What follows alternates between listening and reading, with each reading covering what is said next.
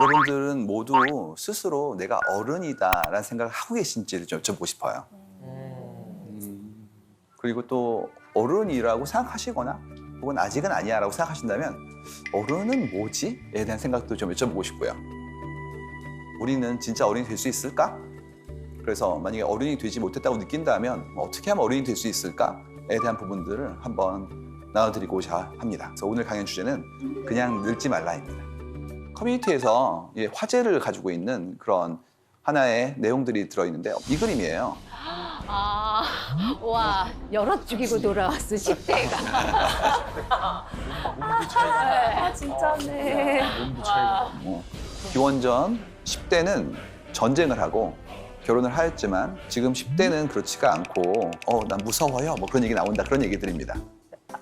우리가 알고 있는 예전의 영웅들의 모습을 본다면 엄청난 그런 전운과 거기에 따르는 성과를 가져왔지만 나이가 20세가 안 되었다 이런 것들 나오잖아요. 그 당시에 했던 우리의 어떤 사회적인 책무나 성취에 대한 부분들이 이제는 좀 더 이연되는 것도 보이고 그다음에 그만큼 광활하고 그다음에 야성적인 형태의 삶이 아니라 좀 더 안전한 삶을 갖기 때문에 거기에 따르는 우리의 긴장감도 좀 덜하다 이런 내용들이에요. 여기에 좀 극단적인 예제가 하나 있습니다. 고대 스파르타 얘기죠. 여기는 남자아이가 7살이 되면 집에서 나와서 국가의 공공교육장에 들어가야 됐대요. 거기서 하루 24시간 중에서 10시간 동안 배웠던 게 투창, 검술, 승마 이런 잔뜩 배웠고요. 16살이 되면 이제 그때부터는 본인의 새끼 중에서 2끼를 알아서 해결해야 됐대요. 각종 수렵이라든지 활동을 통해서 생계를 만드는 것이죠. 열심히 노력해가지고 노력된 것들의 결과를 기반으로 내가 일정 이상의 어떤 성취를 내는 작업들을 하게 되면 그때부터 이제 군대를 가는 거예요.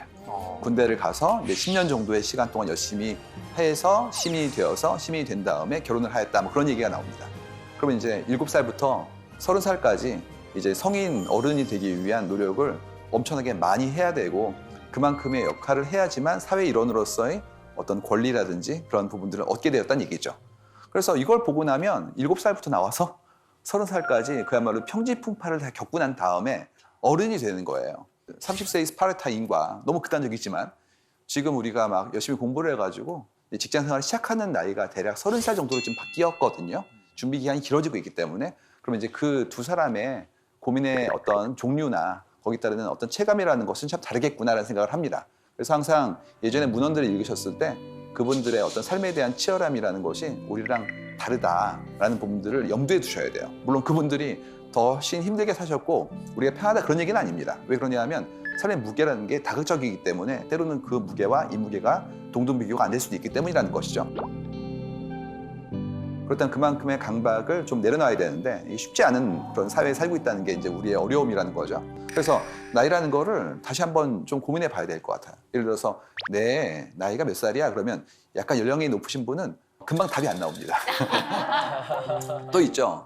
올해가 몇 년이지? 그거 잘 모르시는 경우도 있고요.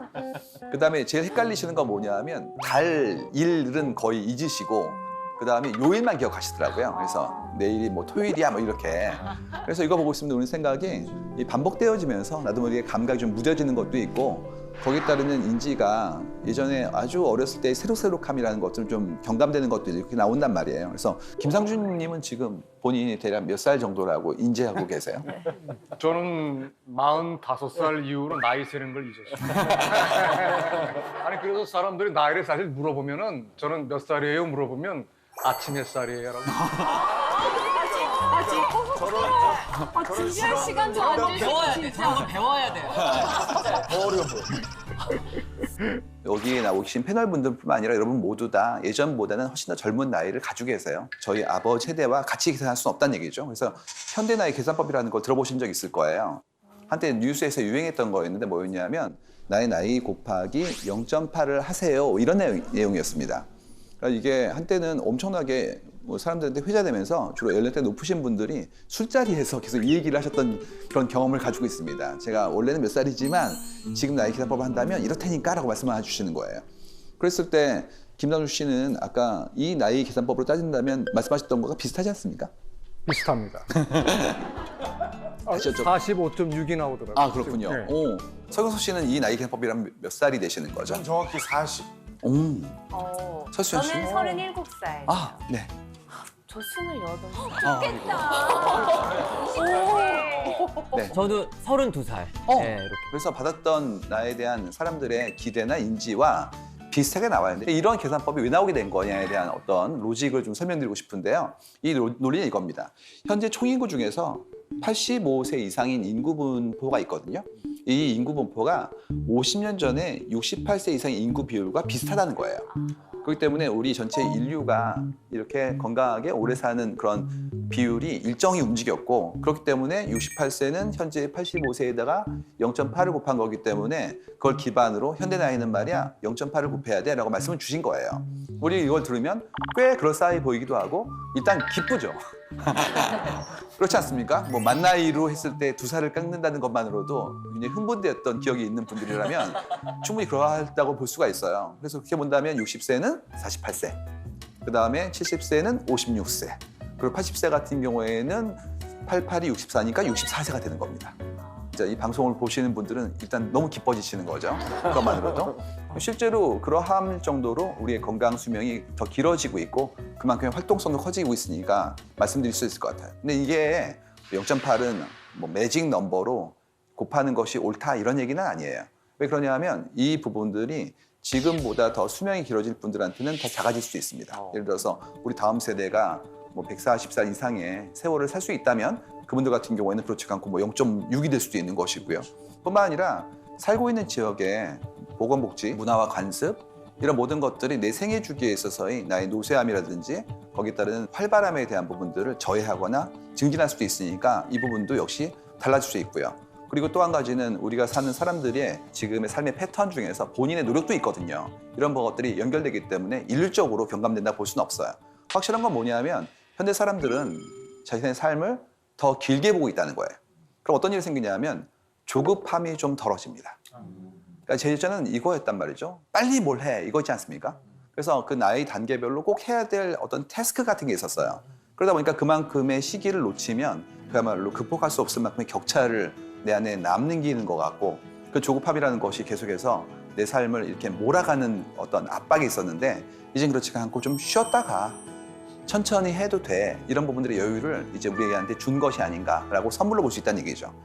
그래서 이런 부분들의 변화가 여러 사회의 곳곳에 조금씩 더 두드러지게 나타나고 있어요. 내가 내 스스로를 어떤 스테이지로 바라보고 있냐는 거예요. 그때 제가 말씀드렸던 건 이거였어요. 중년이라는 어떤 나이를 어떻게 인지하느냐.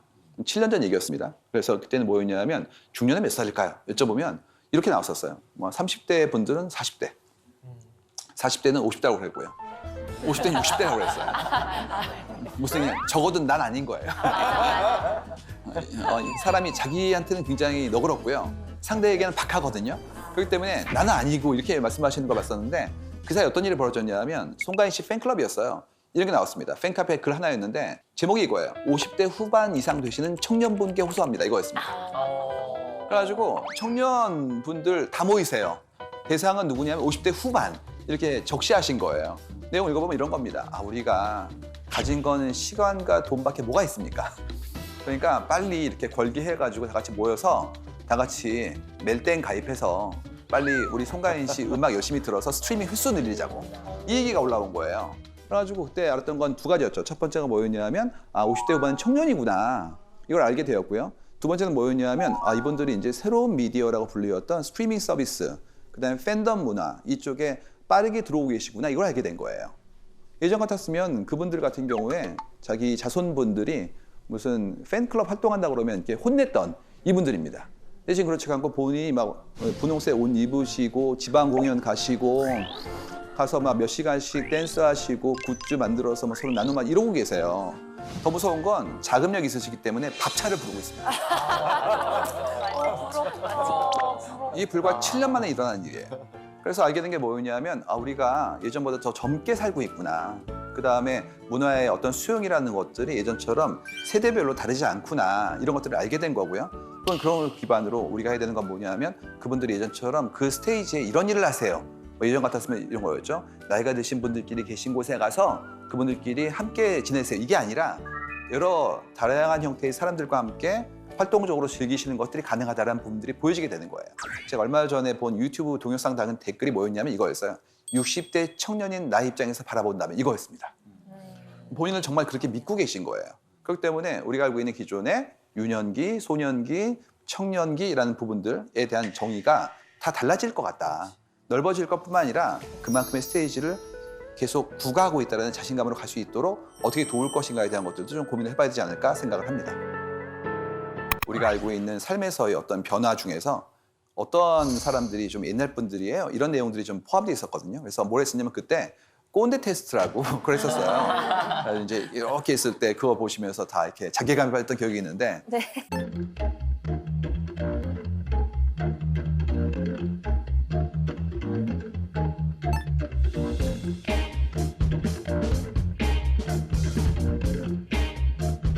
네, 상주님도 다른 패널 분들도 네, 너무 놀랬죠. 내가 꼰대란 말이야? 근데 그 사이에 이제 그 말이 어떻게 바뀌었냐면 라떼라는 말로 바뀌었죠. 네. 그래서 똑같이 지금 사회에 잘 적응하지 못하는 분들, 그다음에 다른 사람들이 좀 어려워하는 분들, 이분들과의 어떤 시간적, 문화적 격차에 대한 것들을 우리가 조금은 흉보기도 하고 때에 따라서는 각성시키는 작업들로서 함께 가기 위한 노력들을 했던 것 같아요.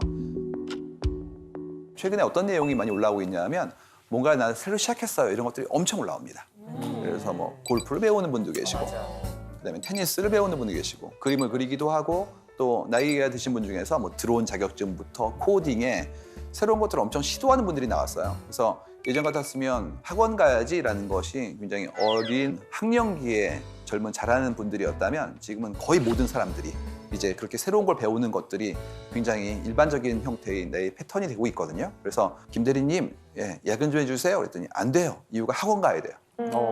지금 많은 분들이 자기개발. 업무 끝난 다음에 본인이 배우고 싶은 취향이나 취미나 업무 능력 같은 부분들을 가지고 7시에 시작하는 학원을 다니기 때문에 야근을 못 하겠다는 거예요. 예전 같았으면 야근이 싫은 이유가 사생활에 대한 존중 이것이 있었다면 그건 당연한 것이고 그거 말고 자기 개발에 대한 부분도 올라왔다는 얘기입니다. 그래서 새롭게 뭔가를 배운단 말이에요. 저 요즘 공부하고 있어요. 뭐 와인을요. 아니, 저는 요즘 공부하고 있는 게 뭐 공예를 공부하고 있어요. 이런 식으로 내가 스스로 원하는 것들에 대한 시작이 막 나와지고 있단 말이죠.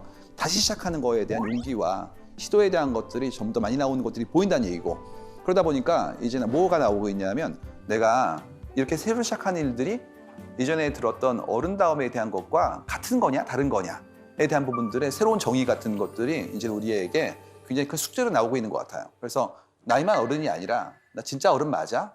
이런 자문에 대한 것들이 나오고 그다음에 또 그 나이엔 이거 해야지라는 얘기 있지 않습니까? 그 유명한 얘기 있잖아요. 명절에 모이면 하는 공격들. 아, 그러니까 중고생이면 공부 열심히 해야지 뭐 이거 나오고 고등학생 올라가면 대학은 어디 갈 거니? 대학에 들어가면 이제 취직 준비는 됐니? 취직했다고 그러면 그다음에 결혼은 안 하니? 결혼했다고 그러면 이제 애이냐고 그러고 애 있다고 그러면 둘째 안 낳냐고 그러고 둘째 난 다음에 또 얘기하는 거 있죠. 걔는 공부 잘하니? 뭐 이거 계속 돌고 있는 거 영원히 도돌이표. 그러니까 난 너에 대한 관심이 없었어라는 얘기랑 똑같아요. 알고 있다면 그걸 물어보지 않았을 테니까. 더 한 가지는 뭐냐면 그만큼이 가지고 있는 무게라는 게 이 나이 땐 이걸 해야 돼에 대한 어떤 고정관념 같은 부분들이 있단 말이죠. 그게 아니라 이 나이 때 뭐든지 할 수 있어에 대한 강박을 없앤 나의 그야말로 오픈 마인드? 이게 가능한 거냐에 대한 것들. 또 한 가지는 그랬을 때 내가 뭔가 새로 시도하는 것들이 사회적으로도 개인적으로도 충분히 용기를 얻고 그만큼의 독려할 수 있을 만큼의 분위기가 되는지에 대한 부분들 만들어놔야 될 것 같고요. 더 나아가서 궁극적으로 내 삶을 내가 설계할 수 있느냐. 남의 스케줄에 의해서가 아니라 이때 뭘 해야 돼 그게 아니라 내가 원할 때 나의 인생의 스케줄 만들 수 있는지에 대한 부분들 자기만의 패스를 만들고 싶어하는 사람들의 주도성에 대한 것들이 이제 올라가는 것들이 보인다는 얘기입니다. 오늘 그래서 얘기하고 싶은 그런 분들이 83년생 분들이에요. 83년생이 이제 저희 데이터에 늘 나오는 게 5의 배수로 인생을 설계합니다. 30에, 40에 이런 식으로 나오고 65세, 75세 이런 식으로 5의 배수로 가요. 그러니까 우리 인간의 손가락 개수가 5개이기 때문에 나도 모르게 내 인생을 이렇게 5의 배수로 플래닝하는 게 보이거든요. 또 어렸을 때 배웠던 게 그거였죠. 뭐 20에는 이걸 해야 되고 30에는 뭐 뜻을 세워야 되고 이런 내용들 40에는 이제 흔들리지 말아야 돼 이런 내용 때문에 그때마다 한 번씩 점검해 보는데 83년생을 본다면 우리의 나이가 40이죠. 근데 지금 데이터로 보여지는 게 이런 게 보여요. 역사상 최초로 올해 40살이 된 남성 중에서 40% 정도가 비혼 상태라는 얘기가 나옵니다. 예전 같았으면 결혼이 통과 의례처럼 전원이 다 하는 그런 사회적 분위기였는데 이젠 그렇지가 않고 할 수도 있고 안 할 수도 있지. 지금 할 수도 있고 나중에 할 수도 있지. 이런 식으로 거기에 따른 우리의 어떤 너그러움, 우리의 수용성이 넓어지는 것들이 표현이 되는 거예요. 그래서 이걸 보고 있으면 드는 생각이 이전에 비해서 우리가 삶의 방향을 다양한 형태의 삶의 형식으로 맞이하고 있구나라는 것들을 이제 느낄 수 있게 되는 것이죠. 예전 같은 어른이란 정의가 예를 들어서 가정을 이루고 아이를 키우고 이런 강박 같은 부분들이 해치되어진다면 또 어른은 어떻게 바라보는지에 대한 것들을 좀 고민을 해봐야 될 것 같아요. 그래서 2015년도에 내가 어른에 대한 부분들을 한번 보도록 하겠습니다. 저희 그때 데이터를 보면서 굉장히 그 패널 분들과 함께 힘들어했던 부분이 이 부분이었어요. 아빠라는 주제였어요. 그러니까 어른 얘기를 하다 보니 아빠가 보이지 않는 걸 발견한 거예요. 엄마는 어른이라는 그런 표현상에서 연관성이 크게 보이는데 아빠는 거기에 순위 없었어요. 그때 계셨던 남희석 씨, 설경석 씨, 그다음에 진양중 서현님 같은 분들이 전부 다 거의 울었죠. 내 아빠는 어른이 아니에요. 내 아빠는 어른이 아니에요. 여기가 먹먹한 느낌이라고 해야 되나? 저건 충격이에요. 아빠는 아무것도 아니다. 아빠는 힘들구나. 왜 힘들까에 대한 부분을 막 해본 거예요. 그랬더니 뭐가 나왔냐면 산업사회의 그늘이 나온 거예요. 우리가 처음에 70년대부터 한국이 산업사회로 전환이 빨라졌죠. 그러다 보니까 직주근접이란 말이 되더라도 직장에서 보내는 시간이 상대적으로 큰 그런 좀 불균형된 사회였어요.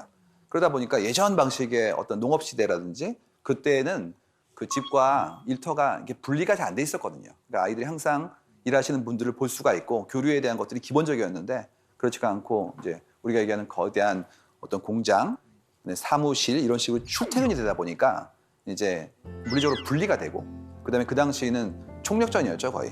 그러니까 시간을 많이 보낼수록 더 좋은 평가를 받던 시절이었기 때문에 밖에서 보낸 시간이 길어진 아빠가 가정에서의 어떤 유대가 옅어지는 것이고 그러다 보니까 아빠의 존재가 아이들의 마음속에서 좀 흩어지는 부분이 보였기 때문에 함께 나눴던 것이 좀 페이소스 같은 거였어요. 그래서 그 당시에는 아빠가 어른에 안 들어있군요. 이 얘기는 뭐 아빠가 어른이 안 됐다는 얘기가 아니라 인지만큼의 총량이 줄었다 이런 얘기였거든요. 근데 재밌는 거는 이제는 그렇지가 않고요. 아빠가 조금씩 들어오기 시작합니다. 그래서 7년 사이에 한국 사회가 엄청 바뀌었어요.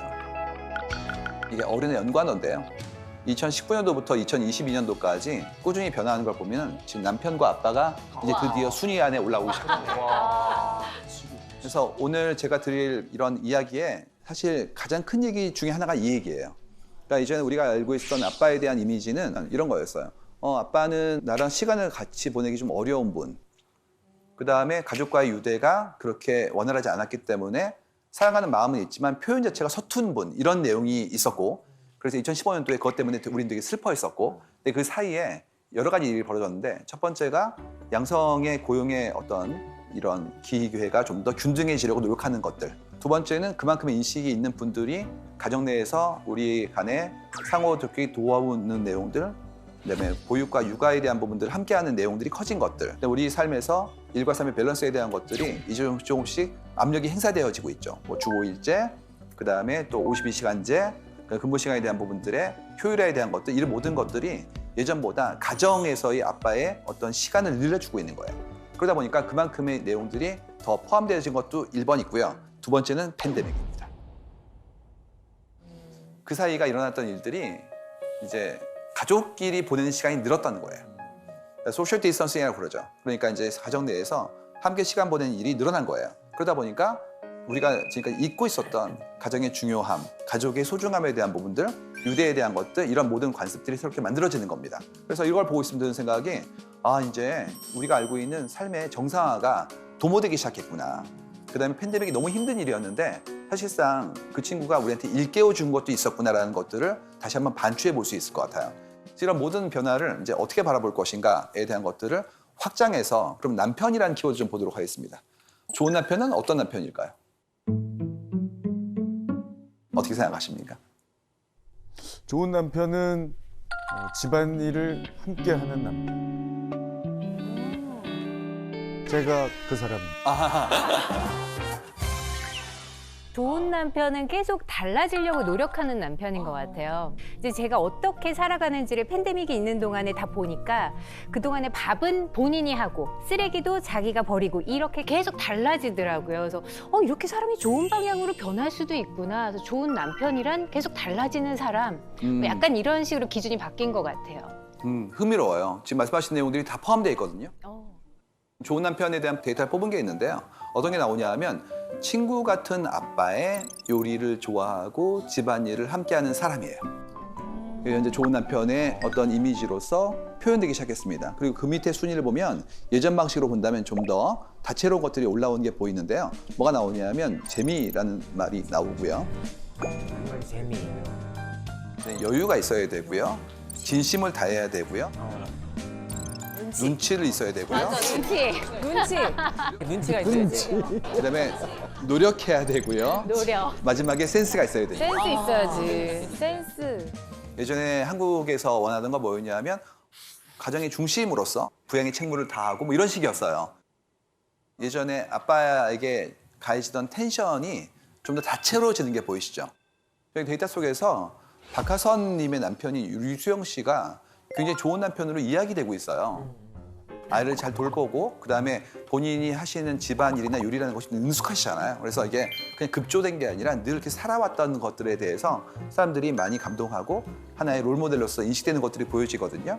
이유가 이분은 뭐 육아를 담당하시고 이분은 어떤 생계에 대한 부분들 이런 게 아니라 양성 전부 다 각자가 커리어에 대한 기회를 얻고 사회 진출이 늘어났다면 가세 분담, 양육에 대한 부분들은 당연히 공동 책임이니까 이걸 어떻게 할 것인가에 대한 것들이 이제는 공론을 넘어서 하나의 규칙이 된 것이고요. 일원으로서 평등하게 상대를 배려하고 그를 기반으로 본인을 바꿔나가는 사람 자체가 좋은 남편으로 인식되기 시작했거든요. 그래서 흥미롭게도 그냥 같이 나눈 내용들이 그대로 데이터에 나와요.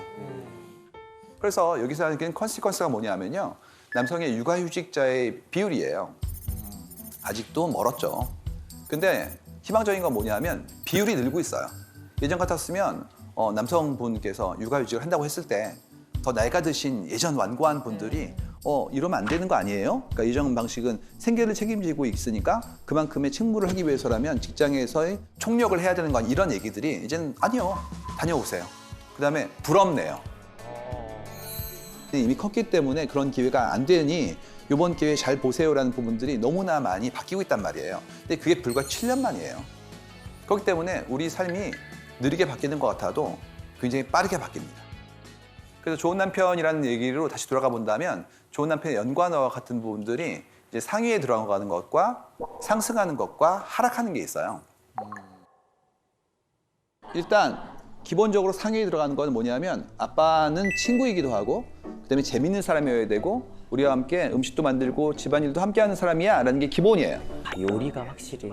크네요. 집안일.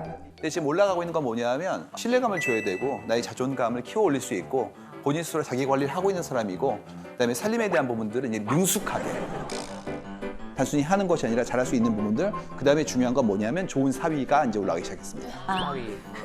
이전의 방식에 이제 한성에 대한 좀 치우친 것이 아니라 양성에 대한 고른 형태의 변화로 갔다고 볼 수 있고요. 떨어지는 게 뭐냐면 효자 떨어지고 있고요. 효자. 부인한테 잘해야 되는데. 사랑꾼, 상남자 이런 거 빠지고 있는 거예요. 사랑꾼. 이건 어떤 거냐면 사랑꾼이라는 것 자체가 일종의 문어적 표현이긴 한데 이런 건 얘기입니다. 아유, 내가 좋아하잖아. 믿고 따라와. 말만. 말로만. 손에 물 한 방울 안 묻히게 해줄게. 이런 얘기들. 무슨 얘기냐면 일종의 블러핑 같은 거예요. 내가 말로만 이렇게 크게 얘기하고 실천은 그렇지 않지에 대한 부분들을 하는 부분들이 이제 다 없어지고 있는 겁니다. 선생님 질문 하나 있는데 애교는 왜 하락하는 거죠? 애교는 괜찮지 않아요? 애교. 선생님 질문 하나 있는데 애교는 왜 하락하는 거죠? 애교는 괜찮지 않아요? 애교. 때운다고 생각하는 거예요. 그럴 시간에 청소기를 한 번 더 돌려라. 이런 거 하지 말고. 그럴 시간에 설거지하라 이거예요. 그럴 시간에 설거지를 해라 이거야. 그러니까 맥락을 보시면 키워드 속에 들어있는 표현의 쓰임을 봐야 되거든요. 이제 보시면 이제 바로 나오죠. 애교나 떨지 말고 딱 그 얘기입니다. 그래서 어떤 형태의 관계를 위한 노력이 요구되는지에 대한 것들을 데이터를 통해서 확인해 볼 수가 있어요. 이걸 보시면서 어떤 분은 우리 아버지는 이미 그러신데 라는 분도 계시고 아니면 나는 아빠인데 내가 부족한 부분이 있네 라고 느끼실 수 있죠. 이 차이를 어떻게 현행화시키는지가 저희가 하는 일에 굉장히 중요한 업무입니다. 느꼈지만 설명하지 못하는 거, 난 아직 못 느끼는 것들을 알려드리는 거예요. 변화가 생각보다 굉장히 빠릅니다. 내가 배웠던 것이 지금 옳지 않을 수도 있습니다. 사회가 변하고 있기 때문에 여기에 기준이 바뀌어진다면 내가 맞춰 살아야겠죠. 그렇기 때문에 그런 규칙이 변화되는 부분들을 내가 빠르게 습득하고 그를 기반으로 더 새로운 규칙을 만드는 작업들을 함께 하셔야 됩니다. 평등하고 배려하고 상대에 대한 생활에 대한 부분들의 배려가 커질 수 있는 사회로 간다면 미리 가게 하셔야 돼요. 양성평등 고용에 대한 기회가 이제 정상화되고 있죠. 근데 엄마를 본다면 여전히 짐이 무거워요. 왜 그러냐면 한국에서 지금 아이를 낳는 행위부터 기르는 행위, 교육에 대한 부분까지 엄마들의 몫으로 인식되는 경우가 있어요. 그래야 되는 게 아닌데 그렇게 인식되어져요. 사회적인 형태의 서포팅 시스템이 많이 미비되어지기 때문에 이런 어려움들을 어떻게 할 것인가에 대한 것들이 우리 사회에 굉장히 큰 이슈인데 아직은 공론화되었어도 해결책이 잘 나오고 있으니까 나름의 자구책이 나와요. 그게 어떤 거냐면 아빠만 가는 여행, 엄마만 가는 여행이에요. 해시태기 나와요. 해시태ግ 아들과 캠핑, 부자 여행 이런 것들. 엄마 역시 해시태ግ 딸과의 캠핑, 그다음에 모녀 여행 이런 것들이 엄청 나오고 있어요. 예전 같았으면 아니 식구들이 다 같이 가야 되는 거 아니에요? 이게 기본이었다면 지금은 아니야. 이유가 좀 쉬어야지. 아이를 보는 행위가 너무 기쁘지만 내가 하고 있는 일상에서 내 고단함이 크기 때문에 하루쯤은 쉴 수도 있잖아. 이런 식의 문화가 만들어지고 있는 겁니다. 그래서 이거는 굉장히 흥미로운 그런 데이터입니다. 왜냐하면 저 같은 경우에도 저 어렸을 때 남산의 어린이회관에 갔던 기억이 있거든요. 남산에 어린이회가 있었어요. 네네. 네, 그걸 아십니까? 네, 저도 다녔어요. 거기가 지금 도서관 건물인데요. 거기에 저희 식구들과 함께 갔던 기억이 있는데 근데 그런 기억의 특징이 뭐냐면 고단함이에요, 고단함. 왜냐, 주로 어린이날 가거든요. 맞아요. 여러분 어린이날 눈치 전쟁 있지 않습니까? 근데 그땐 더했던 것이 그 당시만 하더라도 주일제는 기본이었죠. 그러니까 아이들과 놀 수 있는 시간은 명절 중에서도 어린이날 정도인 거예요. 부모 입장에서 그날은 반드시 나가는 거죠. 그럼 어떤 일이 생기냐면 식구가 총출동이에요. 저희 때만 하더라도 4명, 6명 이랬으니까 식구들이 함께 버스 타고 뭐 김밥 싸서 도시락 들고 어린이 회관 가서 사진 찍고 오는 게 다였단 말이에요. 너무 즐거운 기억이었지만 고단했죠. 근데 지금은 어떻게 되냐면 이런 거 나옵니다. 그냥 그거예요. 캠핑 갔는데 아빠랑 딸, 뭐 뮤지컬 보러 갔는데 엄마랑 아들 이런 식으로 나오는 거예요. 예전에 나이 드신 완고한 분들은 부모인데 쉬는 시간이 있으면 아이를 봐야지 뭐 이런 얘기였다면 지금 그렇지가 않고 새로운 형태의 방법들이 이제는 일상화되고 있다는 얘기입니다. 그래가지고 뭐가 나오냐면 미국 데이터를 봤었는데요. 미타임이라는 게 있어요. 육아하고 가사에 너무 지친 부모가 제발 나 혼자 좀 있게 해줘. 그래가지고 함께 보내지 않는 시간이 있는데 그게 미타임이에요. 그래가지고 오늘은 나의 휴식이나 힐링을 위해서 나만의 시간을 보내야 돼라는 것들이 그분들 사이에서 굉장히 소중한 걸로 나왔었거든요. 그런데 한국이 요즘 똑같이 나만을 위한 시간을 보내고 싶어하는 분들이 이제 나오게 된 겁니다.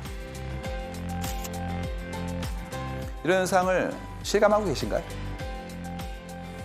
저희 집은 확실히 좀 달라진 게 저희 남편은 항상 딱 책임감이라는 그 무게를 어깨에다 짊어지고 있어서 누가 봐도 아주 한 번 좀 웃지 왜 이렇게 얼굴이 항상 어두워 이랬던 사람인데 딱 저한테 얼마 전부터 변화를 딱 얘기하면서 나도 행복해지고 싶어 이렇게 당당하게 얘기를 하더라고요. 그래서 내가 여행 가도 너 나한테 뭐라고 하지 마. 나 혼자 갔다 올게. 그래서 저도 제가 소중하니까 그럼 나도 이제 갔다 올게 해서 서로 따로 여행을 가기로 해서 저는 이제 6월 중반쯤에 47년 만에 처음으로 혼자 여행을 떠나요. 와. 한 번도 감사합니다. 축하드립니다.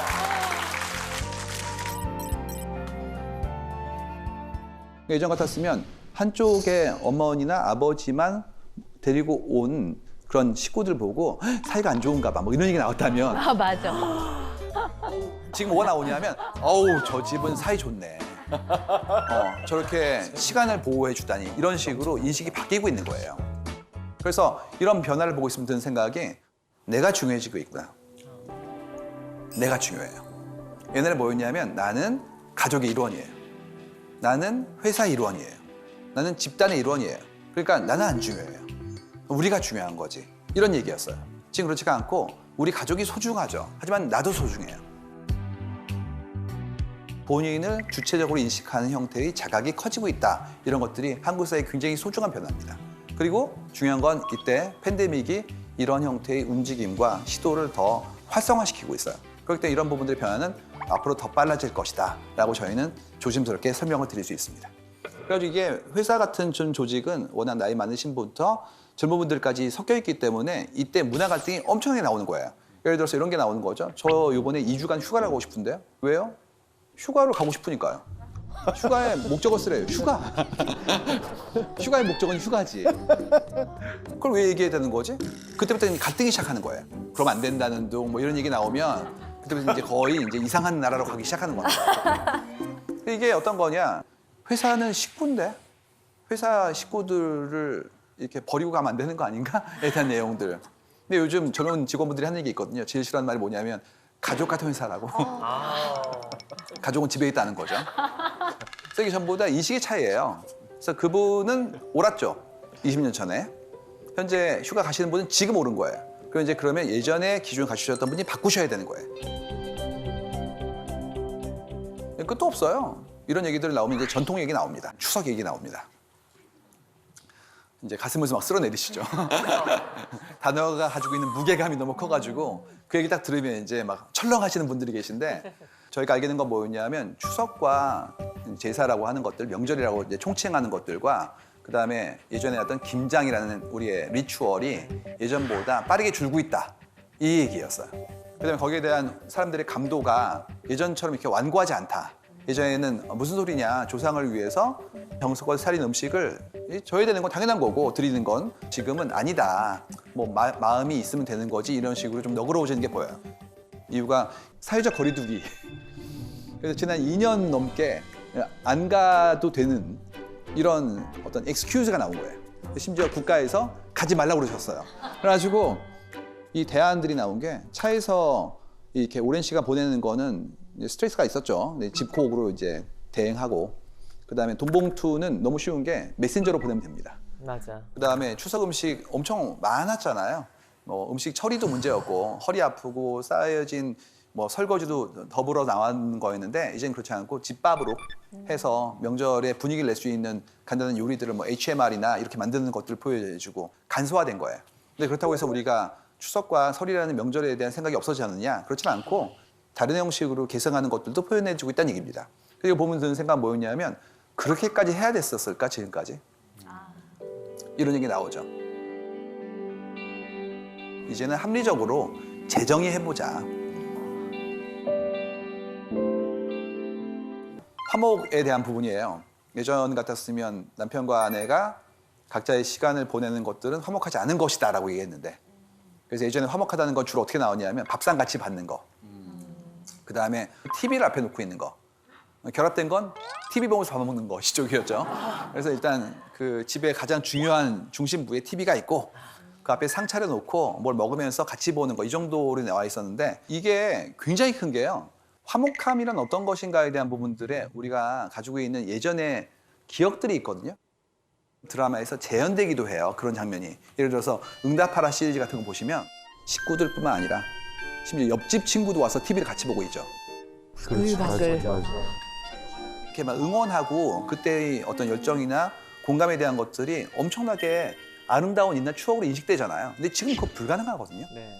그렇게 보지도 않고요. 이유가 지금 뭐 넷플릭스부터 OTT 같은 경우에 개인별로 프로파일 있잖아요. 그러니까 지금 내가 보는 것들이 나의 취향이 더 세분화되고 있어가지고 몇만 개 이상으로 분류가 돼요. 그러니까 함께 보는 일은 마땅치 않단 말이죠. 맞아. 그래서 어떻게 되냐면 함께 있지만 보는 건 다 따로 보는 거. 그래서 셀폰 보고 패드 보고 있으면서 함께 있는 거. 그러니까 온도는 느끼고 있지만 나의 관심사는 각자로 가는 거. 이런 식으로 이제 움직이는 게 보여요. 그래서 이러한 걸 보고 있으면 우리가 알고 있는 삶의 어떤 중요한 방식 자체가 변하는 게 보여지는데 이거는 기호에 대한 부분이고 이 의무는 어떻게 할 것인가에 대한 게 그 다음에 이제 이슈로 올라옵니다. 분업 이슈예요. 예를 들어서 예전에 한국 드라마의 전형이 뭐였냐면 그 어머니가 밥상을 들고 들어오시는 거. 다 차리시고. 그렇지. 맞지. 진짜 옛날 얘기입니다. 지금 그렇지가 않고 전부 다 각자 준비하는 거죠. 함께 준비하는 걸 바뀌고 있단 말이에요. 근데 이게 모든 사회에 동시에 오는 게 아니잖아요. 그러다 보니까 여기에 따르는 여러 가지의 불일치가 관찰이 됐었어요. 언제였냐면 코로나 초창기에 2020년도였습니다. 갑자기 3월 달부터 저희 데이터에 파김치가 올라가기 시작했어요. 파김치. 그냥 김치도 아니고 이번에 팬데믹도 한국이 잘 맞고 있는 이유가 김치 때문이다 이런 거 나왔어요. 루머로. 저희는 똑같이 그게 그 얘기인 줄 알았더니 그게 아니라 아이들이 학교를 안 가가지고 파김치가 되었어요. 이게 올라온 거예요. 그래가지고 뭘 알게 됐냐면 엄마가 엄청 힘들었구나. 그리고 아빠, 할머니, 할아버지 그 누구건 아이를 보는 분들이 힘들었구나 하는 걸 발견하게 된 겁니다. 왜 그랬습니까? 학교를 안 갔으니까. 그렇지. 학교가 보육도 하는구나라는 걸 알게 됐어요. 그전까지는 학교는 그냥 교육인 줄 알았어요. 그때는 그게 아니라 돌봄 교실도 있고 급식도 있죠. 그렇기 때문에 그 시간만큼을 아이들을 돌봐주는 일을 학교가 하고 있었던 거예요. 그런데 그분들이 3, 4월 동안에 줄창 온라인 수업을 하다 보니까 그만큼을 다 수발을 들어야 했던 양육자분들이 너무 힘들어가지고 그만큼의 어려움을 토로했던 거였어요. 그래서 뭐가 나왔냐? 이제는 자기의 일은 스스로 하고 우리 할 일은 나누자라는 어떤 하나의 무브먼트가 나온 겁니다. 어떤 거냐? 냉장고에 붙이는 해야 될 일들 이런 거. 예전에 서양 영화 같은 경우에 나왔던 것들이 사진 붙이고 할 일 붙이고 이 똑같은 것들이 이제 한국에 나오기 시작한 거예요.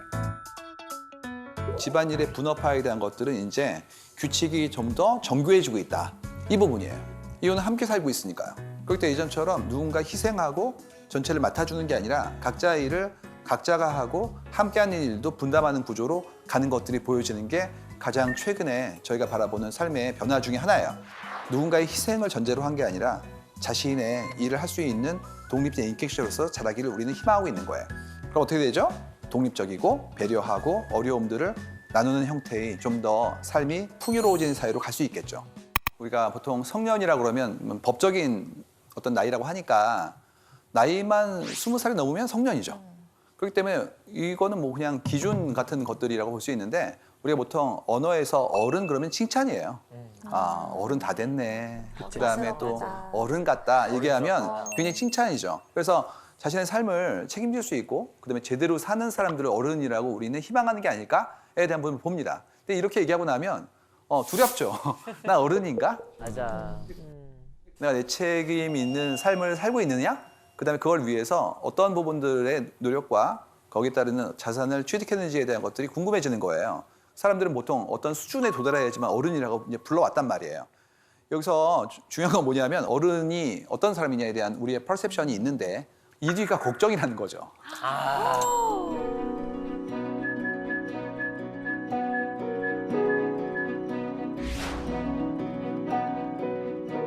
이게 이제 힘든 거예요. 그러니까 그 얘기 많이 들었어요, 옛날에. 아, 너도 이제 결혼했구나. 그러면 사람 구실을 해야지. 어떤 얘기냐? 친척들 대소사도 찾아뵙고, 그다음에 누구 돌잔치도 가야 되고, 뭐 이런 얘기도 막 나온단 말이죠. 이제 일가를 이뤘으니까 드디어 네가 사회적 구성원으로서의 책무를 다해야 되는 거 아니니? 이런 얘기들이 암묵적으로 엄청 들어온단 말이에요. 그러면 이제 드는 생각은 그거죠. 아, 나도 이제 집단의 일원으로서 책임을 다해야 되는구나라는 중압감도 있고, 또 한 가지는 그걸 못했을 때의 불안함이 있잖아요. 그러니까 명절이 두렵죠. 5월은 진짜 힘들죠. 그렇지. 맞지. 거기다가 요 최근에 나왔던 축의금까지 합해지면 이제 거의 통장되는 그런 상황이라서 내가 어떤 수준에 대한 욕망은 있는데 그거를 이루지 못했을 때 그 불일치가 불안감이에요. 그래서 불안감을 어떻게 바라볼 것인가에 대한 것들을 바라보는데 이게 팬데믹 때 엄청 늘어났어요. 그 불안감, 외로움에 대한 부분들은 굉장히 빠르게 늘었거든요. 그럼 이제 우리 든 생각은 뭐였냐면 이걸 어떻게 해소하지에 대한 어떤 자구책을 찾는단 말입니다. 어떻게 2년 반 동안에 지내오셨어요, 여러분들께서는? 사실 이제 공연 같은 경우는 일단 기본적으로 관객들이 이제 들어와야지 저희가 공연이 이루어지는 건데 아무래도 사람이 많이 몰리는 형태는 많이 좀 저희가 권장하지 않는 분위기였기 때문에 개런티도 좀 깎아야 되고 네. 이미 그렇게 시작을 했는데 출연하는 배우가 혹여 어떤 바이러스에 감염이 됐다고 하면 이게 공연 자체가 그냥 무산이 돼버리니까 경제적인 거에 굉장히 큰 타격이 이제 있었죠.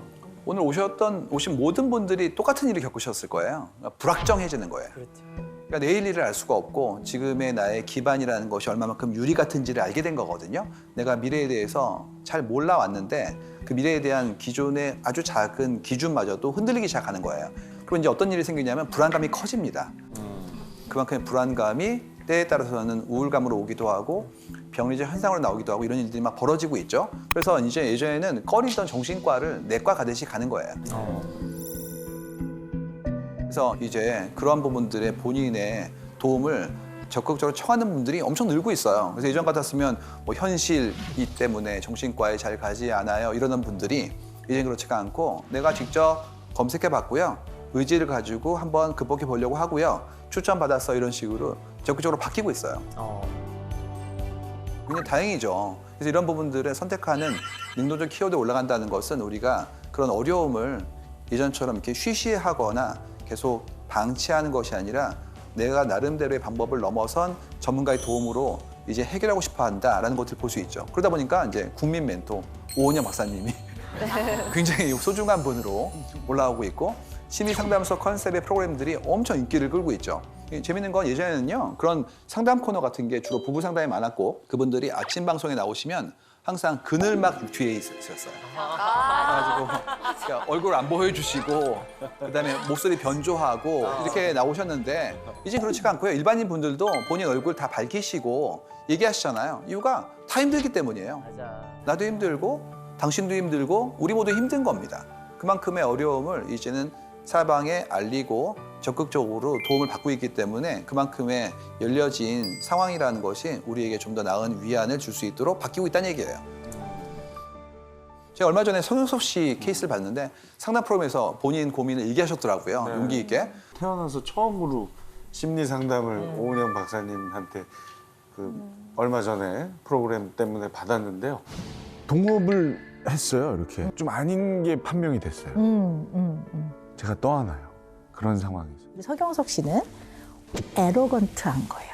약간 오만한 거예요. 근데 다 감당을 해야 된다고 생각하는 거죠. 결과적으로는 저는 너무 잘했다. 네, 그래서 오만함을 버리고 이젠 저도 막 의지도 하고요. 안 될 때는 미안한데 나는 안 되겠다. 이렇게 하니까 지금 훨씬 더 일이 더 편해지고 마음도 지금 얼굴 좋아진 거 봐. 엄청 좋아졌어요. 괜찮지? 네. 폈다 폈어. 저는 오랜만에 배웠는데 정말 편해지셨어요. 제대로 그만큼의.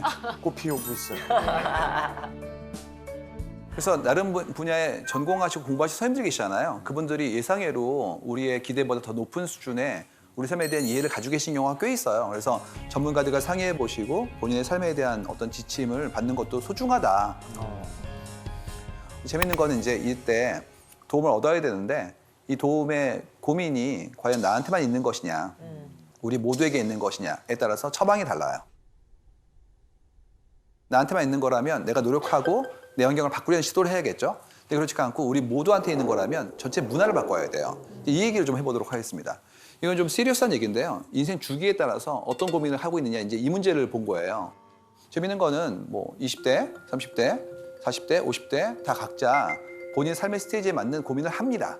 예를 들어서 20대 같은 경우에는 취업, 그다음 30대 분들도 마찬가지로 취업과 연인 관계 같은 것들 굉장히 중요하죠. 새로운 사람 만나고 헤어지고 이런 작업들이 경험이자 스트레스일 수 있으니까. 근데 3040 같은 경우에는 직장 생활도 있지만 부동산 이슈가 이 문제는 너무나 민감하기 때문에 말씀을 드리기 너무 어려운데 일단 주거 환경에 대한 우리의 기준이 올라가고 있는데 도저히 감당할 수 없을 만큼 자산의 격차가 커지니까 여기에 따르는 어떤 낭패감과 절망감 같은 것들이 나오는 것들이 보이고요. 50대, 60대는 드디어 이제 건강 나오고 그리고 부부에 대한 어떤 사이나 관계에 대한 것들 나옵니다. 좀 차이가 있다면 40대 이하에는 어떤 건강, 의사 이런 부분들이 이제 올라오는 게 50, 60대예요. 그래서 당연히 관리하고 치료하는 작업들을 해야 된다는 게 나오고요. 저희가 이제 마음은 따로 볼 때가 있어요. 근데 이 경우도 마음은 좀 따로 봤어요. 이유가 너무 스트레스가 많으셔가지고 봤더니 여기에 역할이 단순히 마음이 아니었어요. 엄마로서, 딸로서, 그다음에 누군가의 며느리로서 이런 것들이 엄청 나오는 거예요. 관계에 의한 스트레스가 많으셔가지고 이런 부분들이 참 어렵구나라는 것을 알게 된 거죠. 그래서 이걸 보면 드는 생각이 각자 나이별로 고민이 있다. 고민이 당연히 오는 거일 수도 있고 어떤 건 사회적인 형태의 텐션이 있는 것도 있는데 어쨌든 있다라는 걸 이제 알게 된 겁니다. 그래서 여쭤보고 싶어요. 어떤 고민이 있으신지. 성현석 씨 있으십니까? 요즘 고민? 저는 이제 50이 됐으니까요. 이제 10년 후쯤에를 대비해서 지금 어떤 준비를 해야 하나. 네. 또 저는 그냥 좀 닥친 이제 출산을 어떻게 해야 할까 너무 무섭다라고 뭐 출산이 다들 그렇더라고 안에 있을 때가 편할 때라고 하시니까 지금도 나는 꽤 불편한데 도대체 얼마나 더 힘든 앞날이 펼쳐지는 걸까 뭐 내가 엄마가 될 수 있을까 약간 이런 고민들 요새 하고 있어요. 김홍희 씨도 저는 이제 제가 지금 이제 40대 대한민국을 살아가는 미혼 남성으로서 과연 노후에 대한 준비를 어떻게 하는 게 맞는 것이냐 이런 거에 대한 고민을 하죠. 저희가 계속해서 이제 누군가의 일상을 바라보고 그 감정을 바라보는 일을 하면서 느낀 게 뭐였냐면 각자 다 다른 생각하는 것 같은데 상당히 일치하는구나라는 걸 볼 때가 있어요. 저희는 이제 패턴 보는 게 직업이니까 재밌는 게 모든 고민 글이요. 출발할 때 제가 몇 살인데요. 이거를 어떻게 할까 이렇게 시작해요. 그러네. 그래서 되게 놀랍습니다. 저는 이제 50이 됐으니까요. 제가 지금 이제 40대 대한민국을 살아가는 미혼 남성. 그래서 맞아. 응당 이때는 이걸 해야 돼 내지는 내가 좀 지난 다음에 이걸 준비해야 돼에 대한 부분들을 굉장히 많이 우리는 받아온 것 같아요. 그러다 보니까 그 스테이지에 내가 그 미치지 못한다고 느껴지는 순간부터 엄청난 그런 고민을 하나의 걱정으로서 승화시키고 있는 거죠. 그래서 이걸 바라보면서 드는 생각이 한국 사람들이 동시에 얘기하는 것들이 있는데 그게 뭐였냐.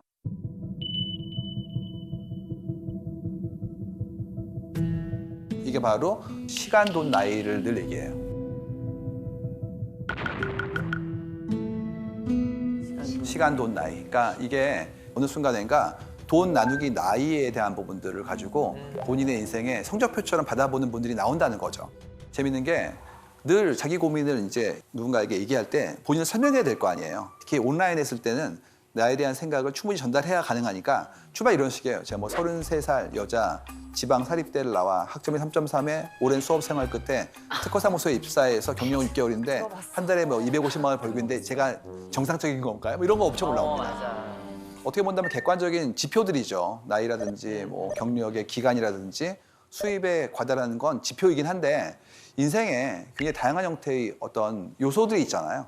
근데 이건 다 제거하고 숫자화 될 수 있는 것만 이렇게 강박처럼 얘기하는 사회가 아닐까에 대한 두려움이 생긴 거예요. 그래서 봤어요. 그럴 때는 이런 얘기 나오더라고요. 뭐 23살 생산 직무 스펙 평가해 주세요. 24살 전문대 남자 냉정하게 스펙 평가요. 그래서 본인의 숫자를 다 쓰시거든요.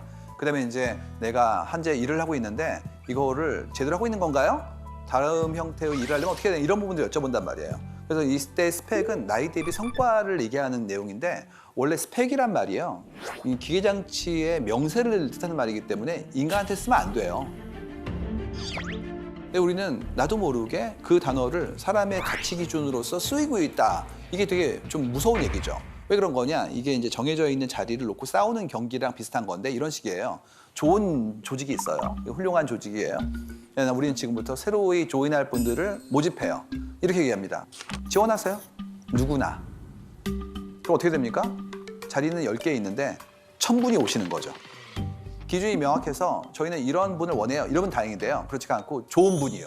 어떤 일이 벌어지면 이렇게 나오죠. 저는 대학 나왔는데요. 옆에 있는 분은 저는 대학 받고 대학원 더요. 저는 어학연수요. 공모전이요. 봉사활동이요. 이런 식으로 계속 쌓아나가는 거예요. 그러다 보니까 다른 사람보다 무리해야 되는 것이고 무리한 분들이 들어오는 그런 상대 경쟁을 하는 비교평가의 시대에서는 나도 모르게 내가 하는 일들에 대한 성과에 대한 것들을 객관화시켜서 설명하거나 거기에 대해서 평가받는 것들이 익숙해지는 거예요.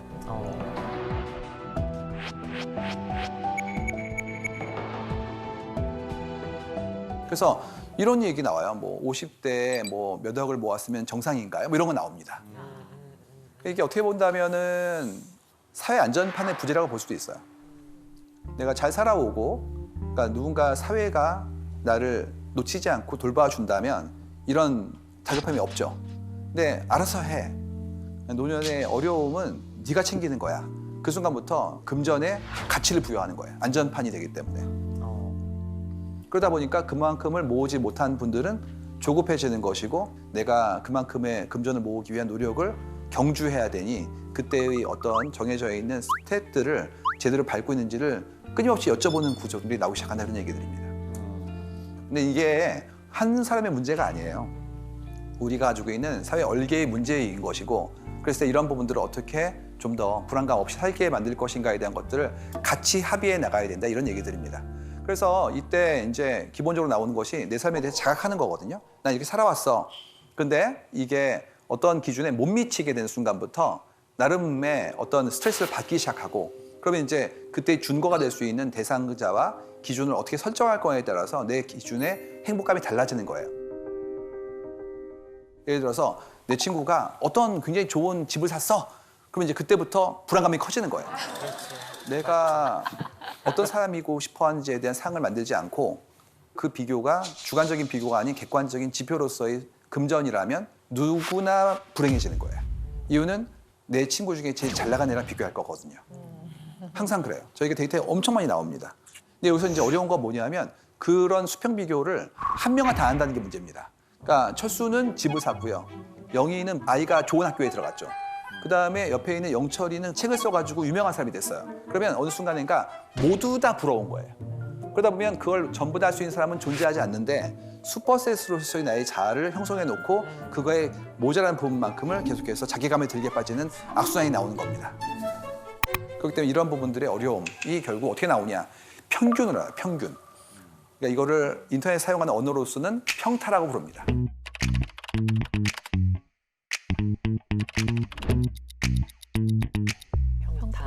평균 타율이라는 건데 흥미로운 건 이 평타라는 게 실제로 에버리지, 평균이 아니에요. 어떤 거냐면 이런 식입니다. 나이 29살 남자, 수도권 4년제, 연봉 3,800, 이 정도면 괜찮은 건가요? 이런 식이에요. 근데 여쭤보면 댓글이 엄청 달려요, 그 밑에. 근데 그 댓글의 기준이 터무니없을 때가 많습니다. 그러니까 모자라시네 이런 거 막 올라오기 시작하면 자괴감에 빠지는 거죠. 맞아. 그러니까 미디어에 보여지는 정말 유명한 분들의 소득이나 정말 핫한 직업들의 결과만 얘기를 하고 있으니까 이런 것들이 이제 굉장히 나한테는 엄청난 압력이 되는 건 기본이에요. 여기서 안 끝납니다. 뭐가 나오면 이런 거 나와요. 의사결정에 있어서도 눈치를 보는 거예요. 야식으로 치킨 먹을까요? 피자 먹을까요? 이런 거 물어봅니다. 이 시간에는 피자가 그 국룰인가요? 이런 거 올라오고요. 끝도 없어요. 뭐 대기업 맞벌이 부부의 둘이 합쳐 연봉 1억인데 6세 아들 영유 보낼까요? 말까요? 뭐 이런 거. 네, 42살 미혼 여성 연봉 7천에 저축액이 5억인데 24평 오피스텔 살까요? 13평 아파트 살까요? 이런 것들. 그러니까 모든 것들을 다 여쭤보는 거예요. 그래서 이걸 다 모아가지고 의사결정하는 게 때로는 의미 있어요. 왜 그러냐면 컬렉티브 인텔리전스라고 해서 사람들의 지혜를 모으면 훌륭한 게 나오니까 집단성 발휘하는 거죠. 그러니까 일종의 원기옥처럼 우주의 길을 다 모으는 이런 거예요. 근데 이게 안 되는 경우도 있고 그다음에 그런 정보 자체가 왜곡되는 경우도 있어요. 예를 들어서 꿀팁들 있잖아요. 결혼정보 QA부터 그다음에 뭐 출생을 이제 하게 되었는데 내가 아이 낳을 때 준비할 것들 이런 것들 엑셀로 4페이지 나옵니다. 그러면 그걸 다 사야 되는 거예요. 그래서 무슨 아이들 처음에 낳게 되면 하는 박람회 같은 데 가보시면 머스트로 사야 되는 물건들이 나오는데 정말 몇백 개가 떨어지거든요. 그러니까 어느 순간인가 다 모아오는 거예요. 그래서 평균이 아니라 어떻게 보면 최소 공배수보다 더 큰 슈퍼셋이 나오게 되는데 그걸 못하게 되는 경우에 이제 나는 평균보다 떨어지는 거 아닌가에 대한 부분들이 힘들어지는 것이죠. 이거를 이제 어떻게 얘기하냐면 국룰이라고 얘기하기도 합니다. 예, 나름의 룰이 있지 이런 얘기예요. 가장 핫한 국룰은 축의금 같은 거. 맞아. 여러분 축의금 국룰 보여드릴까요? 절치는 10만 원 더하기 알파하고요. 종종 연락하고 여럿 모일 때는 만나게 된 친구는 5만 원. 연 끊고 살다가 갑자기 연락 온 친구는 한 푼도 안 내고 비참석이고요. 전체 회식 때 한 번 대화해본 다른 부서 박대리는 3만 원과 비참석. 바로 옆 부서의 김 과장이 5만 원. 직장 내 베푸는 10만 원이라고 얘기하는데 나름의 이유가 있죠. 근데 이제 이걸 따라하면 나도 모르게 안온감이 들죠. 이유가 내가 사회적 규칙을 더 이상 도외시하지 않고 따르고 있구나라는 안도감이 들고요. 그렇지가 않고 뭐 내가 이런 규칙을 넘어서 좀 더 한다면 왠지 기쁠 수도 있고 뭐 나름의 안전판일 수 있을 것 같아요. 근데 국룰이 왜 우리는 자꾸 정하고 있느냐? 편하기 때문이에요. 생각하고 싶지 않은 겁니다. 그러니까 궁리하면 그다음부터는 눈치를 봐야 되거든요. 근데 그럴 필요 없이 그렇다면 그다음부터는 난 그냥 따르면 되는 거기 때문에 내 책임이 경감되는 거죠. 그래서 긍정 부정 따질 필요 없이 그냥 정해진 대로 하면 실수할 위험을 제거해 주는 거예요. 그냥 중간만 가면 되는 거죠. 그래서 또 한국 사회 같은 경우에는 더했던 게 이런 게 있었잖아요. 중간만 해. 네, 튀면 사람들한테 주목받아서 정 맞는 것이고 떨어지면 왕따 당할 수 있으니까 가운데 있어. 평타쳐. 이게 나왔단 말이에요. 근데 평범하게 살고 싶다는 얘기죠. 근데 재밌는 거는 이 평균이라는 것 자체가 어떤 의미가 있느냐. 평균적인 거는 이제는 AI가 학습해요. 그러니까 나도 모르게 평균을 하는 순간부터 난 대체될 수 있어요. 그러니까 이제는 평균을 추종하는 일은 좀 제한해야 된다. 함께 있는 아이가 특이합니다. 얘는 축복받으신 거예요. 얘는 대체되지 않거든요. 그렇지 않고 남들이 하는 대로 하는 것들은 가운데 있는 룰을 기반으로 디자인할 수 있기 때문에 그런 일들은 이제 사라집니다. 그렇기 때문에 독특함, 유일함 이런 부분들, 고유성에 대한 부분들은 굉장히 중요해지고 있다. 그다음에 또 시간은 뭐였냐 하면 시간의 자율성의 문제예요.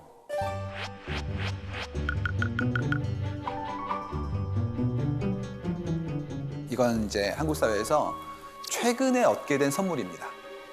예전에 그 지방의 도시에 가서 택시를 탔었는데 그 지방의 도시가 공업 도시로 개발된 도시예요. 그래서 그 택시 기사분은 그 동네의 공장에서 어렸을 때 일하셨던 것들을 저한테 알려주셨어요. 이런 식이었습니다. 아, 여기가 세탁기를 만들던 그 공장에 만들어진 곳이었고 처음 만들어졌을 때 제가 자랑스럽게 그 회사에 입사를 해가지고 거기서 일을 했었어요. 이렇게 얘기하시더라고요. 그래서 어떠세요? 그랬더니 고맙다고. 이유가 우리 아이들 선옷을 키웠다는 거예요. 특히 뭐였냐 하면 일요일 날 특근을 해줘서 고맙다고. 그러니까 특근을 해야 아이들 4명 가까이를 키울 수 있는 거예요. 그렇기 때문에 저는 거의 눈물 났거든요. 그러니까 본인의 시간을 이제 급여로 환산한 거예요. 그러니까 지금으로 따진다면 일과 삶의 균형이 깨지는 나쁜 일인데 그 당시에는 그게 고마웠다는 거죠. 그래서 이걸 보고 있는 생각이 시간은 내 인생의 선물 같은 건데 그거를 한국 사회가 얻게 된 지가 얼마 안 됐구나. 뭘 저희가 보고 있냐 하면 이런 거 보고 있어요. 우리 근무 시간에 음악 듣는 거 좋아. 이런 거 나오기 시작했어요. 유튜브를 듣는다가 나왔어요. 그래서 유튜브를 들어? 그럼 듣죠. 여러분 유튜브 듣죠. 옛날에 유튜브를 보는 거였죠. 지금 어떻게 되어 있냐면 그냥 플레이리스트. 일할 때 듣기 좋은 음악. 글 쓸 때 듣기 좋은 음악. 이런 거 틀어놓고 일하고 있잖아요. 근무하고 있고. 이게 가능했던 이유가 재택근무라는 것도 무시할 수 없습니다. 회사에서 이어폰을 끼고 근무를 하는 것을 허용하는 조직과 아닌 조직과 굉장히 많은 형태의 감도 차이가 있죠. 여기서 여쭤보진 않겠습니다. 그러니까 이게 재밌게도요. 옛날에는 그거였어요. 회사에서 음악 들으면 안 되죠. 왜요? 이래야지. 그냥. 난 네가 즐거운 게 싫어. 너무 충격인데요. 회사는 힘들어야지.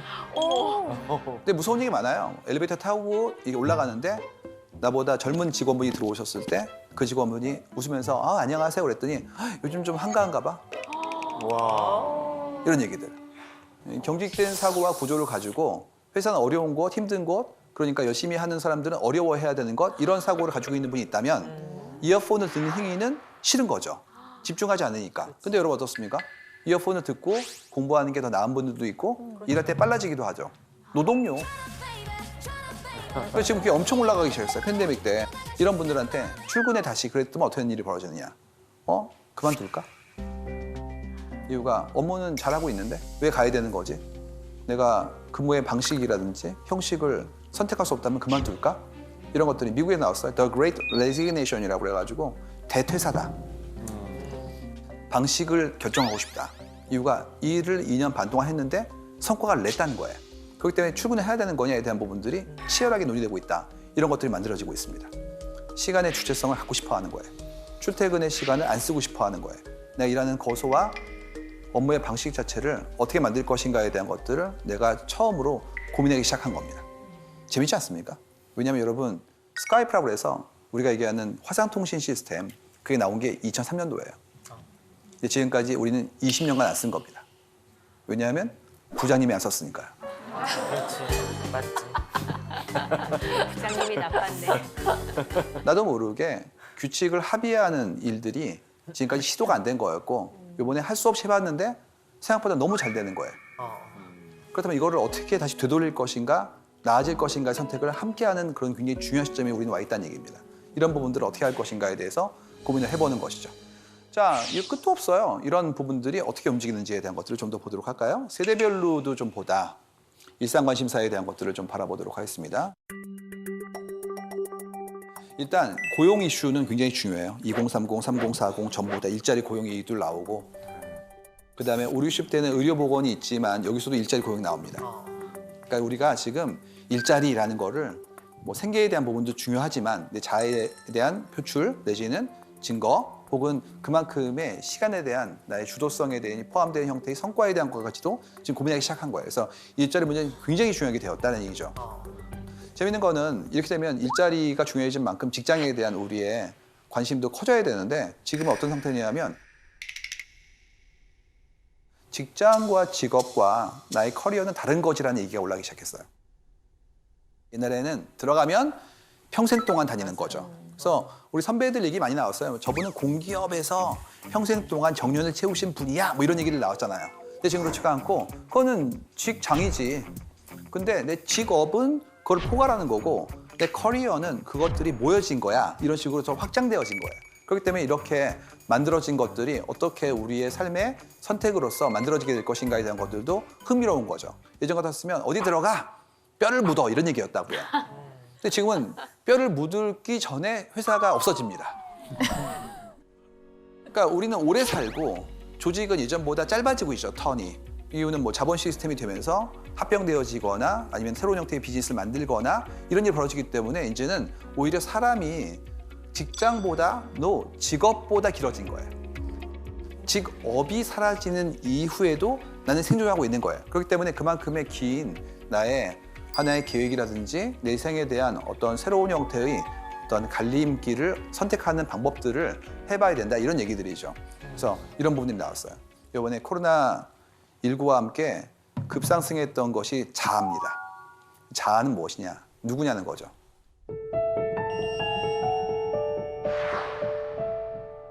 예전에 이랬었거든요. 누구예요? 그러면 저는 모모 상사의 김대리인데요. 이거였죠. 왜냐? 그럴 수밖에 없었던 것이 가장 많은 시간을 보내요. 아침에 회사에 가서 저녁 때까지 업무를 보고 나와서 다시 또 유대에 대한 것도 직업 관련된 분들을 만나고 그러다 보니까 이런 얘기 나왔었어요. 퇴근할 때 집에 다녀오겠습니다. 뭐 이런 거. 이유가 실제로 더 많이 있으니까. 집에서의 시간은 대부분 다 의식이 없는 상태였기 때문에 이런 일이 나왔었는데 지금 그렇지가 않고 이제 그게 멈춰진 거예요. 그래가지고 이런 얘기 벌어졌습니다. 그러니까 누구세요? 그랬을 때 저는 직장에 다니는 누구인데 그랬더니 아니 그건 당신의 어떤 직업의 일부잖아요. 누구죠? 난 누구의 엄마입니다. 아빠입니다. 그건 관계잖아요.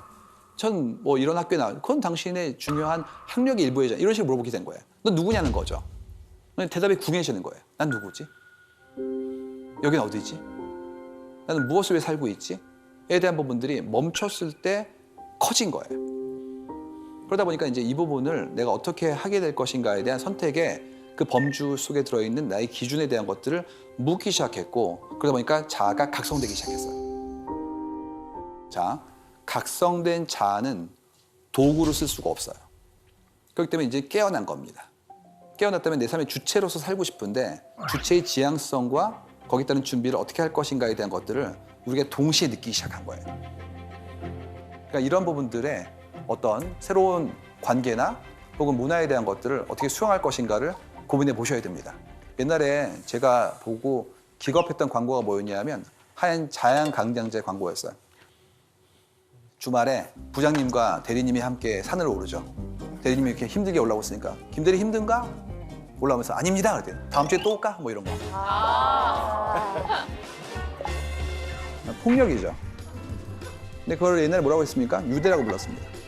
그래가지고 우리는 식구 같으니까 말이야 노는 것도 함께 놀지 이런 얘기들. 그래서 끝도 없이 올라와요. 뭐가 나오냐? 회사의 주요한 그런 뭐라고 하냐면 복지를 얘기했더니 회식과 체육대회라고. 여러분 그게 복지입니까? 고민해 보시기 바랍니다. 이 모든 것들이 전부 다 사회 변화에 내가 못 따라가고 있다는 증거예요. 그렇기 때문에 예전의 관습과 우리가 하는 행위에 대한 부분들을 재정의해봐야 되는데 그러기 위해서라면 사람들이 어떤 형태의 생각을 하고 있고 각자의 생각들이 어떻게 합의되는지에 대한 부분들을 바라봐야 된다. 이런 부분들이에요. 지금 직장인분들의 데이터를 보면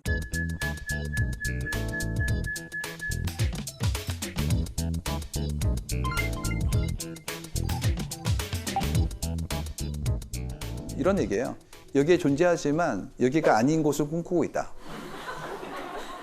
난 지금 여기에 남아있던 이유가 향후에 나의 위치나 거기에 따른 성과에 대한 부분들을 위해서였는데 이젠 그렇지가 않고 미래가 불확실해지고 있고 그만큼의 나의 준비가 그때의 자산으로 안 쓰일 것 같기 때문에 오히려 나는 다른 형태의 준비를 하겠다. 엔잡러 아니면 다른 형태의 뭐 투자 같은 부분들로 움직이는 것들이 보입니다.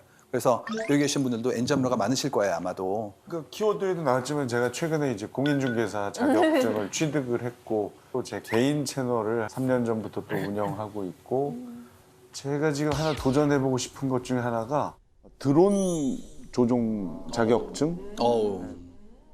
공인중개사 자격 공부하면서 그걸 느꼈어요.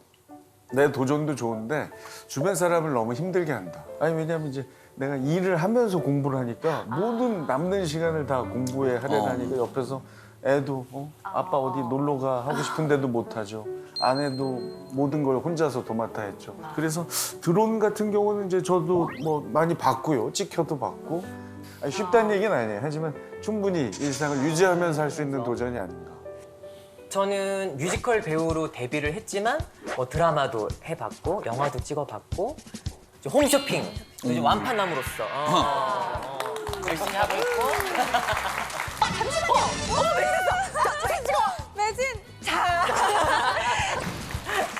근데 이게 이제 어떤 관심사인 것 같아요. 예. 그래서 예를 들면 라디오 같은 거를 고정 패널로 하고 있다 보니까 이제 라디오 DJ가 너무 해보고 싶고 그리고 또 말하는 거에 있어서 관심이 있고 재능이 있다고 느끼니까 MC를 해보고 싶고 그러다가는 이제 약간 엔터테인먼트에 대한 비즈니스 사업을 해보고 싶다 이런 관점도 좀 생기고 그러더라고요. 흥미롭네요. 예. 성중님도 이런 엔잡러에 대한 관심이 있으세요?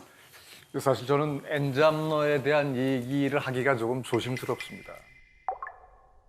이제 키워드에는 안 나왔지만 50대 하면 아직도 막 청년에 불과하다라고 말씀하지만 사실 50대 때 명퇴하신 분들이 많거든요. 근데 저는 그런 분들에 비해서 제가 하고 있는 일이 뚜렷하고 그래서 사실 감사해 하는데 그 와중에 또 엔잡러로서 또 다른 일을 하겠다라고 하면 어찌 보면 좀 약간 좀 행복에 겨운 그런 얘기가 아닐까 싶어서 사실 저한테는 조금은 좀 조심스러운 얘기입니다. 저는 이 말씀이 굉장히 소중하거든요. 그러니까 어떤 말씀이냐면 내가 어떻게 정의되고 그다음에 사회적 영향력을 확보하는지에 대한 부분들은 지금까지 직업으로 많이 얘기했어요. 아이덴티티를 직업으로 이제 매핑시키는 거죠. 그다음에 이렇게 커리어를 오랫동안 쌓아오신 분은 엄청난 공력이 있으시잖아요. 근데 다른 거라는 게 다른 일을 내가 탐하는 게 아닌가? 그다음에 내 본업에서의 어떤 소중함을 훼손하는 것이 아닌가에 대한 갈등을 느끼게 되거든요. 완전 다른 거예요. 그래서 지금 우리가 굉장히 그 전환기에 있는 거예요. 지금까지는 어땠었냐면 그거 아시죠? 겸업금지. 들어갈 때 각서 쓰죠. 누가 이러면 안 되죠. 뭐 이런 것들. 그래서 업무 시간 끝난 다음에 하는 일에 대해서도 제한하거나 관여하거나 이런 일들이 비일비재했는데 이제는 이게 언제 문제가 생기냐 하면 이런 일이 생깁니다. 저 이번에 주말에 휴가를 내는 것도 아니고 그냥 바다 쓰레기 줍기를 갔다 오려고 해요. 그랬을 때 그거 돈 되나? 뭐 이런 얘기. 근데 최근에 바다 쓰레기 줍기는 심지어 돈 내고 하는 것도 있어요. 참가비를 냅니다. 그러면 그거 참가하시는 분은 자랑스럽죠. 내가 이런 무브먼트에 참여했다는 게. 그리고 심지어 이거를 내가 이끌기도 하기 때문에 하나의 행동하는 굉장히 소중한 나의 두 번째 아이덴티티로 더 키워올리고 있는데 누군가는 그거를 돈도 안 되는 걸 하고 있어 이렇게 폄하하기도 하고 심지어 그것 때문에 업무 일정이 있으면 안 되죠 뭐 이런 식으로 얘기 나오기 시작하면 그때는 정말 다른 별나라에 있는 사람처럼 벌어지기 시작하는 거예요. 내가 지금 이거에 소득이 없더라도 난 도모하고 있는 건데 경험을 쌓고 있는 건데 더 이것도 있어요. 기여하고 있는데 이것도 있습니다. 로컬 커뮤니티 우리의 사회 변화에 내가 같이 동참하고 있는데 이거를 소득이 있지 않은 직업으로서 인식하는 분들이 나오기 시작했거든요. 굉장히 소중한 하나의 우리 사회 변화에 정말 중요한 팩터 중에 하나라고 볼 수가 있습니다. 그러다 보니까 이제 뭐가 나오냐? 나의 가치와 나의 기준을 유지할 만큼의 독립적인 삶에 대한 주도권을 가지고 있을 것인가가 이제 마지막에 나와요. 다시 말해서 자각을 했죠. 예, 느낍니다. 난 여기 사람이 아니야. 이제 어디 갈 거냐, 어떻게 살 거냐에 대한 부분들, 혹은 타협할 거냐. 일정 부분만큼은 타협을 하고 소울리스죠. 내 일은 하지, 소울 없이. 하지만 이제 내가 하고 싶어하는 일에 대해서라면 더 많이 몰입하고 이런 것들이 나오게 되고 특정한 어떤 직업이라든지 직장에 더 이상 목매지 않고 나의 소득과 소비에 대한 부분들을 잘 밸런스를 해가지고 내 삶을 살아나가겠다는 부분들이 많이 보여지게 되니까 자연스럽게 경제적 독립을 얘기해요. 그래서 일정한 수준 이상의 금전을 모으거나 준비를 해서 나는 현재의 직업에서 다니고 싶은 기간이 제한돼 있기 때문에 평가 보상 체계를 빨리 주세요가 나오기 시작했어요. 예전에 우리 방식은 뭐였냐 하면 이거였어요. 처음에는 일을 배우고 그다음에 전체의 구조에서 내가 빠르게 움직이는 일을 하고 있는 사람이기 때문에 평가 보상은 좀 받게도 돼. 나중에 고위 직급자가 되면 그때 많이 평가해주고 보상해줄게. 이런 식으로 이연된 보상이었어요. 근데 지금 뭐가 나오기 시작했냐면 이렇게 나옵니다. 그러니까 사원분은 약간 좀 힘들게 일해도 나중에 부장님 되면 더 나아지니까 다 같이 함께 가자고 그랬더니 그때까지 안 다닐 건데요가 나온 거예요. 명백히 안 다닐 거다. 그렇기 때문에 지금 달라. 이게 나온 거예요. 그래서 이거는 어떤 거냐면 그분의 가치관과 사회 변화가 함께 버무려진 거예요. 예전에는 평생 직장, 연공 서열, 그다음에 집단주의 이런 것들이 잔재 함께 가는 거다. 그러니까 부족해도 함께 가고 그다음에 과외도 함께 가고 우리는 사이좋게 이런 얘기였고 지금은 저는 일을 했으니까 저한테는 지금 보상하세요로 사회가 바뀌고 있는 겁니다. 그걸 이제 뭐라 부르냐면 공평보다 공정이라고 불러요. 이런 일들이 언제 또 이슈가 나왔냐면 이번에 팬데믹 때 나왔어요. 왜 그러냐? 협업의 툴을 통해서 각자의 기여도가 산정되면서 프리 라이더가 누군지가 보여지기 시작한 거예요. 예를 들어서 이런 게 나오는 거죠. 월요일 날 김사원이 그거를 완성한 거예요. 근데 그거를 화요일 날 박 대리님한테 드린 거죠. 박 대리님이 그거를 바로 박 과장님한테 토스를 한 거예요. 근데 박 과장님이 그거를 3일간 처박아 놨어요. 그 다음에 마지막 날 부장님한테 드렸어요. 부장님이 그걸 들고 와서 본부장님에게 드린 거죠. 본부장님이 훌륭한 플랜이라고. 역시 3팀이 최고. 그런데 데이터를 열어봤더니 김사원이 만든 거였단 말이에요. 그리고 그 가운데 있는 사람들이 아무도 손 안 댄 거예요. 그래서 리비전 없이 나흘간 딜레이가 됐기 때문에 오히려 가운데 있던 분들은 시간을 지체하고 기여가 없었다는 것이 보여지게 된 겁니다. 우리가 하고 있는 일들이 이제는 계측되어지는구나. 과정이 다 남는구나. 그래가지고 지금 많은 글들이 뭐가 나오냐 이런 거 나옵니다. 일하지 않는 사람 빠져라. 지금까지 협업이라는 그런 테두리 속에서 있었던 가운데 있었던 일하지 않는 사람들의 무임승차가 이제는 좌실되지 않겠다는 것들이 올라오기 시작한 겁니다. 이게 지금 너무나 많은 곳에 나오고 있어요. 그래서 결론은 일을 하자. 일을 하자. 함께 아니라 각자 하는 거다. 이게 지금 굉장히 빠르게 나오고 있는 것들이고 그렇다면 그 과정 속에서 내가 어떤 기여를 할 건지에 대한 것들을 바라본다. 이런 내용들을 보시면 될 것 같아요. 자, 이 모든 것들이 결국 우리 삶의 변화가 느껴지고 관리되어지고 남게 되고 현실화되는 부분들의 전환기 속에서 기존의 가치관과 문화와 갈등이 일어나는 것들을 바라보게 되는 거예요. 그렇기 때문에 내가 내 삶의 목표를 어떻게 세우고 그를 위해서 일상을 어떻게 갖고 나갈 것인가에 대한 것들을 이제는 모두 다 생각하기 시작한 겁니다. 지금까지는 뭐였냐면 선배를 따라하고 그 다음에 앞에 있는 규칙을 따라가고 조직의 시스템을 내가 의지하고 이런 얘기였어요. 근데 지금 그렇지가 않고 시스템에 대해서 재정비하기 시작했고 선배에 대해서 이제는 오히려 어떤 느낌을 가지고 있냐면 참 힘들겠다 선배도. 이건 뭡니까? 어른이 무엇인지 우리는 어른이 될 수 있을까? 난 이미 어른이 되었나? 이런 얘기들이에요. 그야말로 지금 어떤 상태냐면 눈을 떠보니까 갑자기 어른이 돼 있는 거예요. 나는 여전히 아이인 것 같은데 어른이 되어 있고 그다음에 또 한 가지는 그 어른이라는 분들이 예전에는 굉장히 크고 모든 거를 해결해 줄 수 있을 것 같았는데 막상 내가 얼마만큼 불안하고 나약한지를 알게 된 거죠. 그렇기 때문에 이런 모든 변화를 내가 어떻게 수용할 것인가에 대해서 지금 숨가 빠지고 있어요. 근데 여기에 팬데믹이 오고 그다음에 지금 나왔던 자동화가 되면서 더 어려워지는 겁니다. 지금 키오스크 엄청 많죠. 처음에는 뭐 공공기관 쇼핑몰 갈 때마다 체온 측정하는 정도였어요. 지금은 뭐 QR코드 넣고 그다음에 소독약 나오고 인식되고 이런 것도 나오고요. 또 한 가지 뭐가 나오냐면 가는 곳마다 이제는 상점이 자동화되기 시작했어요. 제가 얼마 전에 서울 시내 한 아파트 단지에 갔었는데 거기가 엄청나게 큰 단지인데 1, 2층이 상가로 꽉 채워진 거예요. 근데 최근에 상가가 쉽지 않거든요. 왜냐하면 배달 서비스도 있고 그다음에 또 세탁도 도와주시고 이러니까 동네 상권이 어려워요. 근데 여기는 분양이 끝났더라고요. 봤더니 절반 이상이 무인이었어요. 무인 독서실, 무인 운동하는 곳, 심지어 무인 갈비집도 있었습니다. 갈비집 뭐였냐 하면 밀키트 갖다가 구워 먹는 그런 시스템이었어요. 그래가지고 지금 가는 곳마다 엄청나게 무인이 많아지고 있는데, 근데 이슈는 뭐냐면 그거를 어떤 분은 좋아하시지만 어떤 분은 힘들어하시죠. 로봇 카페가 생겨가지고 제가 가서 관찰하면서 봤었는데요.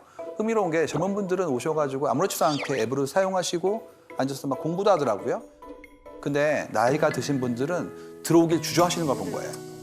아이들과 함께 오시면 들어갈 수가 있는데 아닌 경우에는 이렇게 쭈뼛거리시다 가시더라고요. 그래서 이제 뭐가 생각나냐 하면 예전에 제 어렸을 때 생각이 났어요. 제가 이제 막내로 자라가지고 세상 일에 서투르니까 저희 어머니가 저를 데리고 은행에 데려가시더라고요. 가가지고 뭐라고 하셨냐면 여기 통장 만들어 보라고. 그래서 제가 나는 낯설고 무서워서 못한다고 말씀드렸더니 해보라고 하셔가지고 엄마는 뒤에 계시고 전 앞에 가서 만들었거든요. 그때 뭘 느꼈냐면 뿌듯함을 느꼈어요. 아, 내가 어른이 하는 일을 했구나. 그리고 그때 뒤에 계신 엄마가 돌봐주셨던 것이 엄청난 의지로 남아있었거든요. 근데 지금은 거꾸로 제가 어머님들을 돌봐드려야 될 나이가 된 거예요. 이유가 어머님들이 인생의 지혜가 쌓였지만 밖에 있는 QR코드니 아니면 키오스크니 이런 부분들은 힘들어하시죠. 그러니까 이제는 오히려 그런 나이가 드신 분이 인생의 지혜와 무관하게 생존의 어려움을 겪을 만큼 우리 삶이 더 복잡해지고 있는 거예요. 그렇기 때문에 어른이 된다는 게 예전에는 그냥 지혜를 얻고 삶의 기준이 생기고 경험이 생기면 어른이 되었지만 이젠 그렇지가 않고 뭔가 제대로 하기 위한 학습과 습득에 대한 부분들이 요구되는 형태대로 가고 있다는 얘기입니다. 그렇다면 이제 어른이라는 것은 독립적이어야 되고요. 그다음에 배려와 영향력을 갖출 수 있어야 되고요. 제일 중요한 부분인데 사회 변화에 맞춰갈 수 있어야 돼요.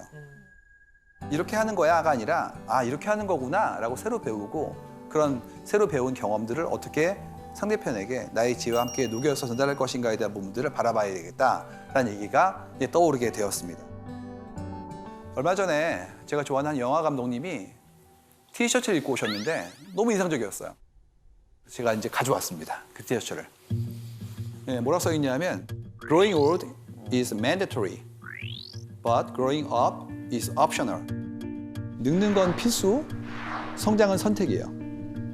나이 든다는 건 누구나 당하는 일인데 성장은 아무나 하는 게 아니야. 이런 얘기입니다.